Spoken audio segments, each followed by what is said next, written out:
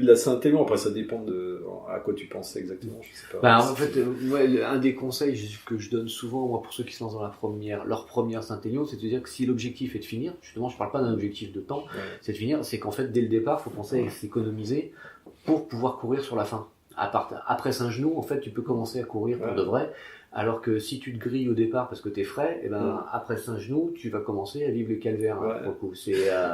Mais tu vois, ouais, les chaussures, en fait, chacun fait un peu comme il veut. Moi, j'ai fait toutes les éditions en chaussures de route, même l'édition 2010, sans Yatrax. Et voilà. Et puis pour le coup, enfin, mais ça, ouais, je pense que c'est aussi un peu de feeling. Chacun a ses habitudes aussi, comme je dis souvent, après tu fais des choix d'équipement et ton équipement il a des qualités, des défauts et tant que tu t'en es conscient, tu fais avec quoi.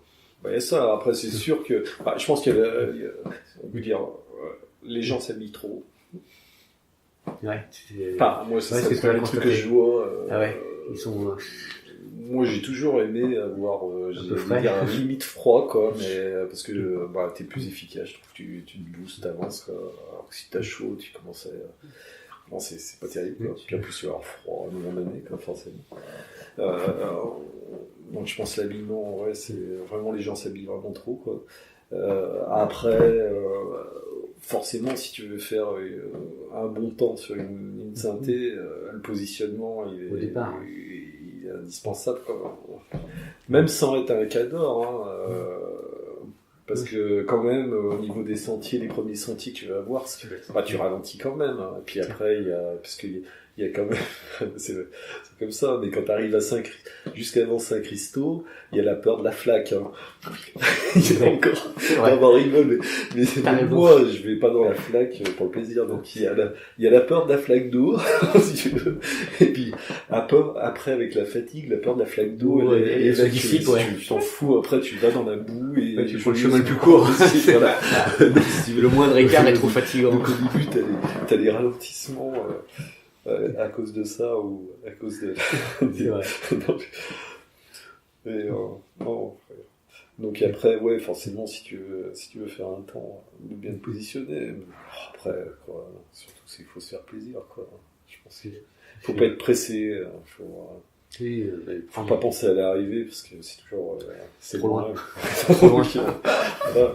Tu penses au ravito suivant, c'est déjà bien. Puis après tu passeras au suivant et ainsi de suite. Puis surtout à Sainte-Catherine, j'ai une pensée pour Stéphane Chassignol, surtout ne regarde pas l'écart et passe devant. Tu traces ta route. Non mais c'est vrai, quand tu vois à Sainte-Catherine c'est terrible, là. Tu sors du ravito à l'époque quand il faisait bien chaud, maintenant c'est en plein air, parce que c'est en plein air, mais à l'époque t'allais dans la tente surchauffée, là, puis tu sortais tu te reprenais beaucoup de frais et tu passais juste à côté de la série de cars. C'est jamais bon pour le moral, c'est pas très bon, ne regarde pas. Taille la route, fuis très vite. Ça c'est clair. Non, mais la Saint-Élion, enfin, sur la Saint-Élion, non, c'est un truc, j'aurais pas le droit d'abandonner. Hein. C'est trop. Je me pardonnerai pas ça. Non, c'est Et je t'ai pas posé une question. Comment ça se fait, ou pourquoi t'as changé le nom de Lyon-Saint-Élion et c'est devenu la 180? C'était histoire de faire un peu un truc qui change. Non, pas du tout. On s'était mis d'accord avec Extra et avec Michel parce que en fait, si tu veux, ça posait des problèmes de partenaires, tout simplement. D'accord. Parce que si les noms étaient assez proches. Et ça pouvait prêter à confusion, comme on ou à avait, dérive. si tu veux, des partenaires qui étaient pas ceux de la Saint-Élion. D'accord. Ça pouvait être vu comme, un moyen de soit détourner le truc ou, il y avait, si tu veux, il pouvait y avoir confusion. D'accord. Même si ça l'a jamais été réellement, je pense que ça évitait. Voilà. D'accord. Ok. Comme ça, il n'y avait pas de confusion. Et puis bon, on s'y est fait. Oui, je pense que c'est rentré dans les mœurs aussi, je suis d'accord. C'est habitué. Au début, les gens se posaient la question du pourquoi du truc, quoi. Puis, ça me fait 180 bornes. Non, c'est pas ça. C'est pas ça. C'est parce que tu fais un demi-tour au bout. Non, c'est pas ça non plus. Mais bon, voilà, quoi. Voilà. J'ai l'explication, tu vois. Non, tu l'avais su, hein, c'était les... Enfin, je sais pas si tu savais, c'était parce que c'est la somme des départements, en fait.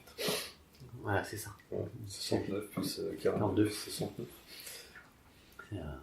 Et voilà. Alors, ils ont fait pareil sur le Puy-Firminy.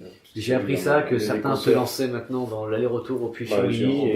Romain Thierry et Bernard, qui font partie de l'association, là, qui s'échauffent donc sur l'aller-retour du Puy-Firminy. Il faut la 127, je crois que c'est ça. Se faire de c'est ce qui me semble aussi. Ouais. Donc ils font ça 2 semaines avant. Oui, sur la santé. Hein, c'est bien. Thierry me disait, oui, c'est en guise d'échauffement. Je dis, ouais, t'as quand même la caisse, quoi.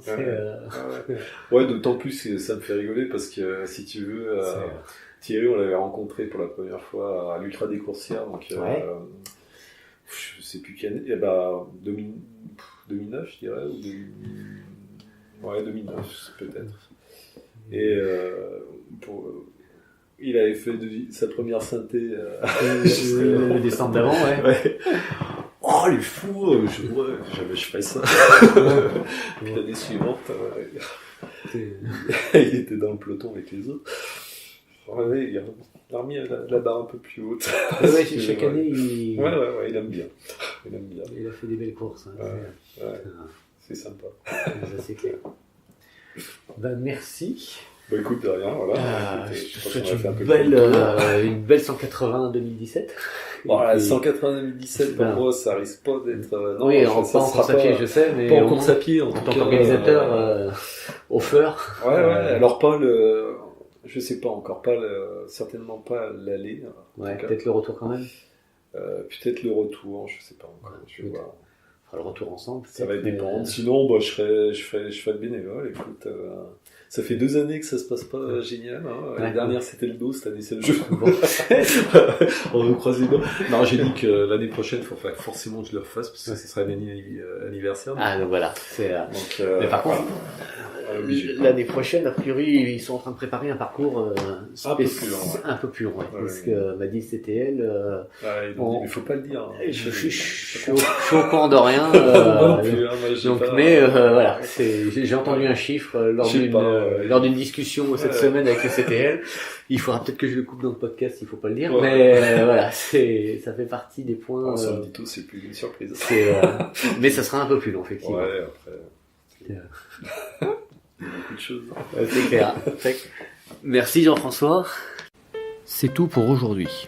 Si tu as apprécié l'émission, le meilleur moyen de me le faire savoir est de me laisser un commentaire, soit sur iTunes, soit sur le site www.objectivetrail.com. Merci d'avance. À bientôt pour une nouvelle émission et d'ici là, bon entraînement. The expectation running